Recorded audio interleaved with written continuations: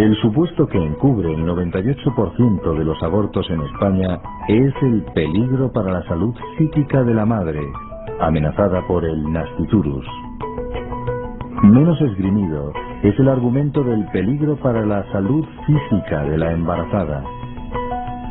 Son los casos en que la mujer padece una enfermedad importante y quizá crónica, enfermedades del corazón, renales, nerviosas, de la sangre, etc., y descubre estar embarazada. Entonces se propone abortar para que su salud no empeore a lo largo de la gestación, ya que el embarazo podría llegar a poner en peligro incluso su vida. Aun en los pocos casos en que ese riesgo fuese real y grave, abortar sería ilícito si se actúa directamente contra el feto y no contra la enfermedad de la madre. Se mataría así a alguien sano, el niño en gestación, para aliviar o evitar el empeoramiento de la madre enferma, no para sanarla. Es un error llamar a esto aborto terapéutico, pues el médico no realiza ninguna acción terapéutica sobre la enfermedad materna. Ciertamente hay enfermedades que pueden agravarse con el embarazo, quizá de forma permanente. Pero estas enfermedades de la madre se controlan cada vez mejor y la medicina reduce cada vez más los riesgos para su salud en caso de embarazo. Gracias a los avances actuales, rara vez se plantea el dilema de salvar a la madre a costa del hijo. En cualquier caso, el aborto directamente provocado nunca es éticamente lícito. Realmente existen hoy muchísimas intervenciones antes de nacer, como para tener que tomar una decisión tan drástica como decidir por la vida de la madre o del bebé. Hoy por hoy casi siempre lo que hacemos es un manejo integral del binomio, es decir, de la madre y el hijo, tratando de llevar a ambos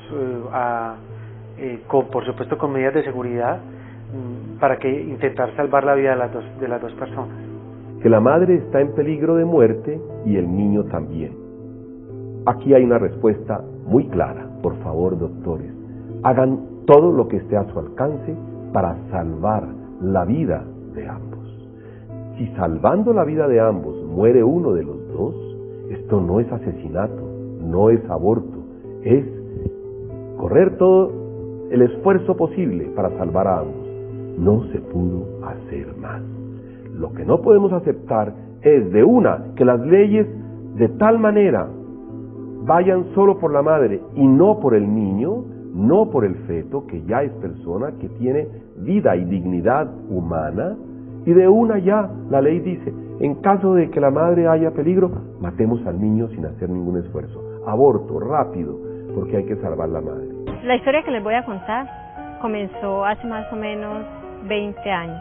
Cuando tuve mi segundo hijo, tuve un desprendimiento de la matriz.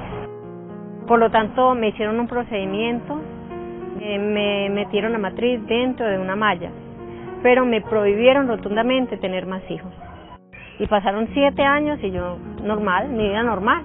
Resulta que fui al médico porque me sentí como que estaba en embarazo, pero yo pues no podía creerlo y de todas maneras fui al médico. Me dijo, está en embarazo. Me dijo, imposible, usted no puede tener ese bebé. Usted tiene que abortar, no puede tenerlo, se muere usted. Algo sí tenía claro, totalmente claro, y era que yo no iba a abortar.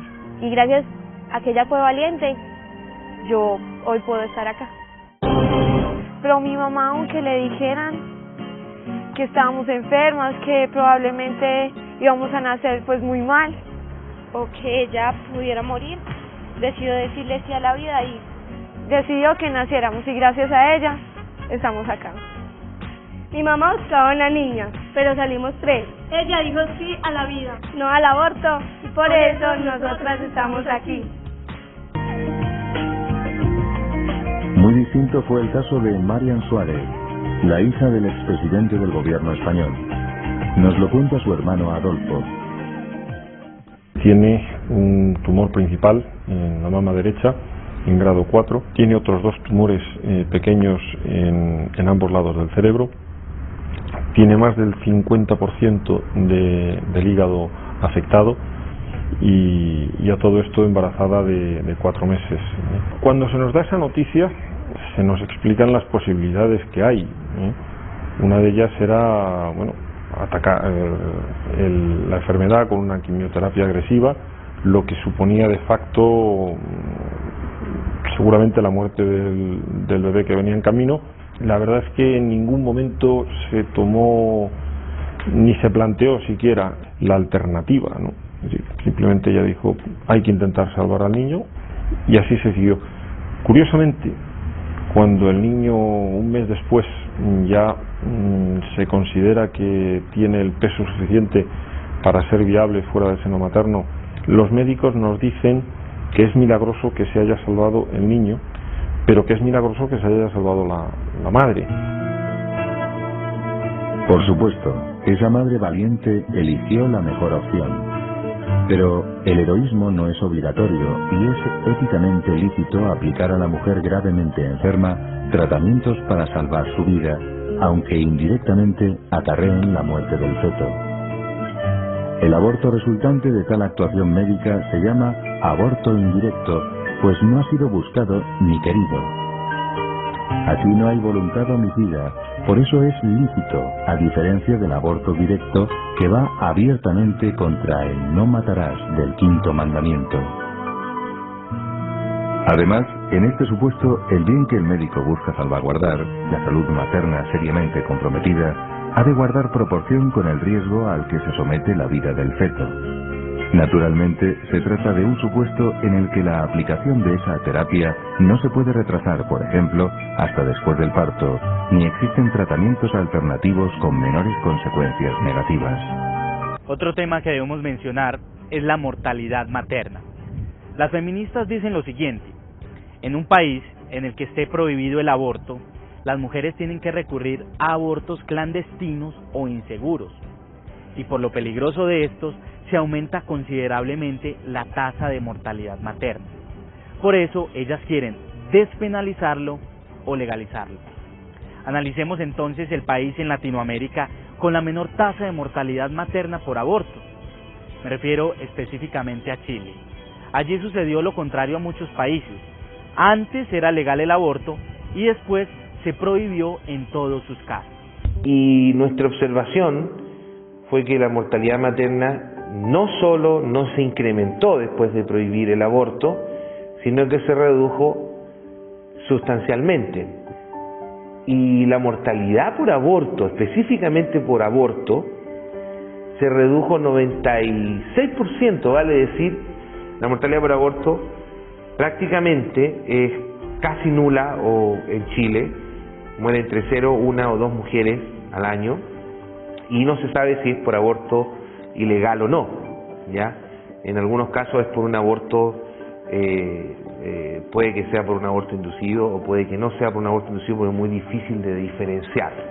¿Cómo se puede sostener entonces que es necesario legalizar el aborto para reducir la mortalidad materna cuando hemos observado en este laboratorio natural en Chile, que involucra una población entera, precisamente que no fue necesario legalizar el aborto? Los factores que influyen para reducir la mortalidad materna son otros, como nuestro estudio estableció. El más importante es el incremento del nivel de educación de la mujer. En Chile, en el año 1957, la educación promedio de la población femenina de 15 a 49 años, que es la población en edad reproductiva propiamente tal, era de 3,5 años en promedio, que hoy es de 12 años en promedio para las mujeres jóvenes en edad reproductiva. Es un cambio notable. Creo que lo primero que tenemos que entender es que nuestro cuerpo no es solamente un útero y una vagina, sino que nuestro cuerpo es nuestra mente y nuestra salud mental. Un aborto licia completamente la salud mental de la mujer. Sabemos que inicialmente cuando una mujer aborta siente alivio. Sin embargo, esa es una sensación temporal y que dura poco. La mayoría de las mujeres recuerdan el momento de su aborto como un momento doloroso y empieza el sentimiento de culpa, el sentimiento de arrepentimiento, el sentimiento de no ser capaces de ser perdonadas por nadie ni por ellas mismas. Y aquí es donde se empiezan a desarrollar los diferentes síntomas que después una mujer puede empezar a sufrir después de haber abortado. La doctora Priscila Coleman.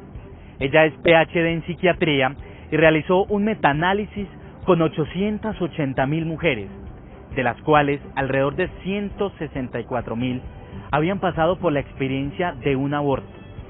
Este estudio cuantitativo fue publicado por una de las 3 revistas más importantes en el mundo sobre psiquiatría.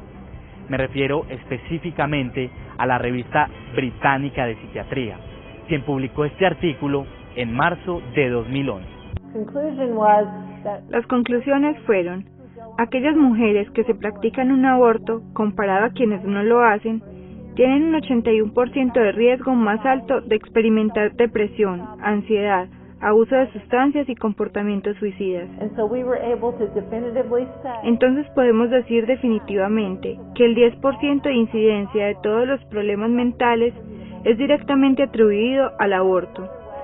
De otra manera, si el aborto fuera erradicado de nuestra sociedad, tendríamos un 10% menos de casos de mujeres sufriendo de desórdenes en su salud mental. Con este metaanálisis, la doctora Priscila Coleman también ha demostrado que aquellas mujeres que se practican un aborto tienen un aumento de riesgo en un 34% de desórdenes de ansiedad, de depresión en un 37%, de abuso de alcohol en un 110%, y un mayor riesgo de uso y abuso de marihuana en un 230%. Según la Organización Mundial de la Salud, la esquizofrenia tiene un riesgo de suicidio del 10%, el trastorno afectivo bipolar del 15%, la depresión del 10%, y la doctora Coleman ha concluido en su estudio que el aborto tiene un riesgo de suicidio del 34%. Y vi cómo estaban sacando a mi bebé, o sea, cómo ya lo destrozaban, ese montón de células que dicen llamar, cómo ya se estaba deshaciendo. Y claro, yo empecé a sentir un dolor muy grande, en un momento en que se me fue la respiración, yo sentía que me iba a morir, yo decía, Dios mío, ¿qué hice? ¿Qué error cometí? Ya después de haber hecho eso, me quería parar de ahí y decir, no, miren, ya devuelvan todo, pero no se podía devolver.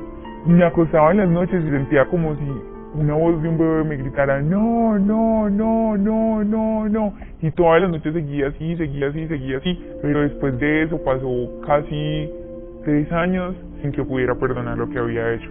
Tenía depresiones constantes, veía a los niños y los quería golpear, pues no los soportaba, no soportaba sus gritos, no soportaba que lloraran, los quería a un lado, como si te retumbara todavía en los oídos.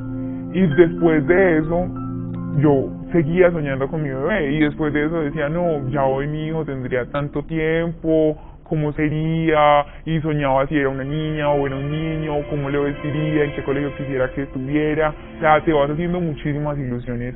El mundo desconoce como esa opinión de esos psicólogos silenciosos, psiquiatras silenciosos, que somos los sacerdotes, y nunca nos preguntan, ¿cómo queda una mujer después de abortar? Yo voy a cumplir 20 años de sacerdocio y yo creo no faltar la verdad si digo que por lo menos 300 mujeres he confesado en el tema de aborto, y puedo asegurar que el 90%, quizás más, 90-95%, uno ve un profundo dolor interior en una mujer cuando ha abortado.